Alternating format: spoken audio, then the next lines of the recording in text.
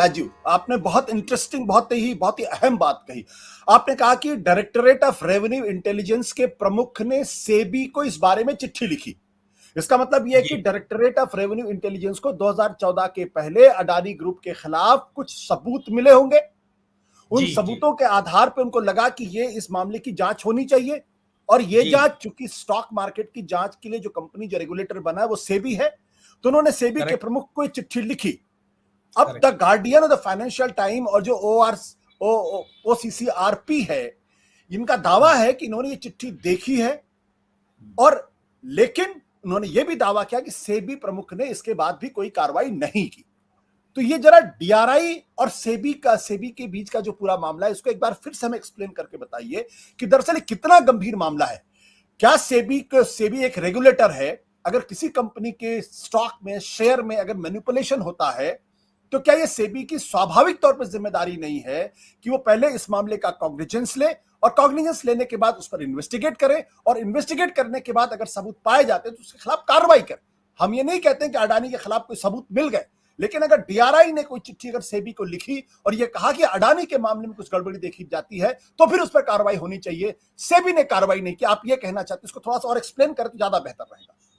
देखिए, डीआरआई कहाँ पिक्चर में आया। इनके ऊपर में एक आरोप था अदानी ग्रुप के ऊपर में कि इन्होंने डायमंड का, जो हीरे जो रहते हैं ना, ये इंडिया में इंपोर्ट किए, पैसे बाहर भेजे, बट उसके बाद में एक्सपोर्ट नहीं हुआ, ऐसा आरोप था। इस तरीके का कुछ केस था। मैं एग्जैक्टली मेरे पास में वो है नहीं अभी फाइलिंग, नहीं तो मैं आपको पढ़ के बताया रहा था। उसमें राजेश अडानी जी गिरफ्तार हुए 2010 में, उनका अरेस्ट हुआ है, मतलब वो गिरफ्तार हुए उस चीज में। तो ऐसे डीआरआई ने कोई हवे में नहीं लिख दिया लेटर। राजेश अडानी जी उसके अंदर में अरेस्ट हुए थे, और उसमें काफी सारी जानकारियां डीआरआई ने निकाली थी। यही जानकारियों में से एक थ्रेड जो सिक्योरिटी मार्केट यानी स्टॉक मार्केट से रिलेटेड था, वो उन्होंने सेबी को बढ़ा दिया, क्योंकि वो उनके जुरिस्डिक्शन में नहीं आता है। ओके, तो मजे की बात यह है कि 2014 में सरकार बदलने के बाद में जितनी भी इन्वेस्टिगेशन चल रही थी, उसमें या तो इनको क्लीन चिट मिल गया है, या वो इन्वेस्टिगेशन का क्या हुआ किसी को पता नहीं है। देखिए, इस मामले में जो दूसरा, ये तो राजेश अडानी जी की बात हुई कि वो अरेस्ट हुए थे। दूसरा ये है कि इन जतिन मेहता करके एक है, जो भगोड़े हैं, इंडिया से भागे हुए हैं, उन्होंने भी डायमंड के एक्सपोर्ट इंपोर्ट में कुछ गड़बड़ किया था, और $1 बिलियन का उन्होंने इंडियन गवर्नमेंट को नुकसान पहुंचाया था in terms of taxes and duties. Okay, ये जतिन मेहता इंडिया से भाग गए, और इनकी बेटी की शादी विनोद अदानी के बेटे से हुई है। मतलब ये समधी है दोनों आपस में, किसका बेटा है किसकी बेटी है मालूम, विनोद अदानी की बेटी और इनका बेटा शायद। तो वो भी इससे जुड़ता है, वो उसका भी इन्वेस्टिगेशन डीआरआई कर रही थी, उसका इन्वेस्टिगेशन सीबीआई भी कर रही है। जतिन मेहता के केस का इन्वेस्टिगेशन सीबीआई भी कर रही है, but till now it has not clear कि इनके अगेंस्ट में क्या, और क्या ये, देखिए, इन्वेस्टिगेशन ये चीज का होना चाहिए था कि ये जो बर्मुडा में जो टैक्स हेवन में जो फंड बना है, उसमें जो पैसे आए वो पैसे कहां से आए। पता चला कि ये जो कुछ भी स्कैंडल हुआ इंडिया में डायमंड रिलेटेड, क्या यही पैसा गोल घूम के इंडिया में वापस आ रहा है। इन्वेस्टिगेशन इस चीज का होना चाहिए था। वो इन्वेस्टिगेशन के बारे में किसी को कुछ पता ही नहीं है, वो किस स्टेज पे क्या है, उसमें क्लीन चिट मिल गई है, कहां गया है, नोबडी इज अवेयर। वो नहीं भी मिली होगी तो शायद हो सकता मिल जाए आगे क्लीन चिट। पर कहने का अर्थ यह कि सोर्स ऑफ फंड ये सेबी की जिम्मेदारी नहीं है। सोर्स ऑफ फंड स्टार्टिंग से ही इंडिया में सोर्स ऑफ फंड के ऊपर में कोई इन्वेस्टिगेशन नहीं हुआ कि वो मनी लॉन्ड्रिंग का पैसा था, कि वो टेरर फंडिंग का पैसा था, कि वो पॉलिटिकल करप्शन का पैसा था, जैसे अरविंद केजरीवाल ने कहा है। वो पैसा था किसका जो आया है अदानी ग्रुप की कंपनीज में। और ये विनोद, देखिए, इस पूरे खेल में जो सबसे अहम जो रोल प्ले किया है वो विनोद अदानी ने प्ले किया है।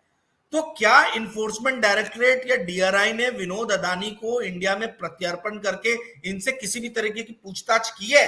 ये अहम मुद्दा है, क्योंकि पैसे तो सारे विनोद अदानी की ही कंपनीज के थ्रू रोटेट हो रहे हैं। तो विनोद अदानी एक की कड़ी है इस पूरे मुद्दे में, एक अहम कड़ी है। विनोद अदानी से कौन सी इंडियन इन्वेस्टिगेटिव एजेंसी ने इंक्वायरी की है, इन्वेस्टिगेट किया है, और उसका क्या सामने है वो तो किसी को भी नहीं पता है। तो भाई, ये इन्वेस्टिगेशन हो रहा है कि is it a hogwash? I mean, investigation हो रहा है तो हमको एक एक स्टेज पता चलना चाहिए, मीडिया में आनी चाहिए वो चीजें, वो कुछ भी नहीं है, बाद में पता चलेगा एकदम से क्लीन चिट हो गई है। तो ये मुद्दे को अच्छे से समझने के लिए देखिए, मेरा ऐसा मानना है, मेरा व्यक्तिगत ओपिनियन है कि जब तक मोदी सरकार रहेगी तब तक मुझे लगता नहीं है कि इसका बहुत कोई ट्रांसपेरेंट वे से किसी भी तरीके से इन्वेस्टिगेशन होगा, क्योंकि 2014 के बाद से एक भी केस में कुछ भी इनके अगेंस्ट में कुछ आया ही नहीं है, हर चीज में क्लीन चिट मिली है। तो फिर आगे अच्छे से इंक्वायरी होगी, that I am bit suspicious. आवाज नहीं आ रही है, आवाज नहीं आ रही। राजीव, अगर डीआरआई के प्रमुख कोई चिट्ठी लिखते हैं तो क्या सेबी के लिए मैंडेटरी होता उसका इन्वेस्टिगेशन करना? सर मैंडेटरी वर्ड यूज करना, आई मीन इस टर्म में मुझे मालूम, अब ये तो वही बात होगी कि फाइनेंस मिनिस्टर या प्रधानमंत्री को चिट्ठी लिखेंगे सेबी को, तो क्या इन्वेस्टिगेट करना जरूरी है क्या? या सीबीआई चीफ लिखेगा तो जरूरी है क्या? बट डीआरआई एक बहुत बड़ा पोस्ट है, मतलब एक रेपुटेड ऑर्गेनाइजेशन है, जिम्मेदारी वाला ऑर्गेनाइजेशन है, उसका यदि मुखिया आपको चिट्ठी लिख रहा है तो आप क्यों नहीं कर रहे इन्वेस्टिगेट? भाई करना जरूरी है कि नहीं है मुझे नहीं मालूम, पर आपने क्यों नहीं किया इसका कारण पता होना चाहिए, और यदि किया है तो उसके क्या निष्कर्ष है वो पता होना चाहिए।